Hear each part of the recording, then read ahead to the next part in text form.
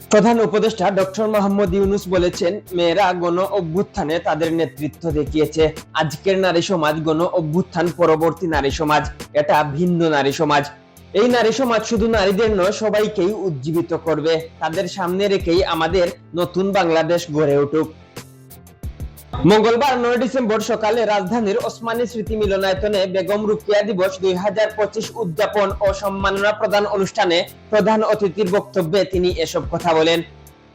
তিনি বলেন, এই অনুষ্ঠানে প্রতি বছরের মতো এবারও নারী শিক্ষা, নারী অধিকার, মানবাধিকার এবং নারী জাগরণের অসাধারণ অবদানের স্বীকৃতিস্বরূপ 4 বিশিষ্ট নারীকে রোকেয়া পদক প্রদান করা হয়েছে। এবছর নারী শিক্ষায় রুহানা রাকিব, নারী অধিকারে কল্পনা আক্তার, নারী জাগরণে ঋতুপর্ণা চাকমা ও মানবাধিকার ক্যাটাগরিতে নাবিলা ইদ্রিস বেগম রোকেয়া পদক পেয়েছেন। প্রধান উপদেষ্টা বলেন, আজকের যে 4 জন পুরস্কার পেলেন তারা বেগম রোকেয়ার সেই পথে আমাদের জাতিকে এগিয়ে দিলেন। তারা আমাদেরকে দুনিয়ার সামনে অন্য স্তরে নিয়ে গেছেন।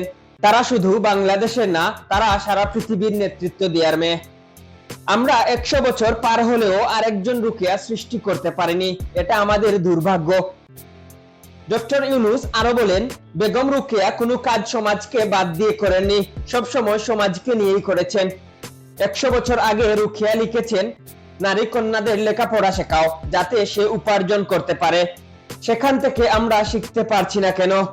আয়োজন করছি কিন্তু শিখতে পারছি না। আমাদের দৈনন্দিন পথে রোকেয়া সাথে থাকুক, তাহলে অগ্রসর হতে পারবো। ডেস্ক রিপোর্ট, আধুনিক কাগজ।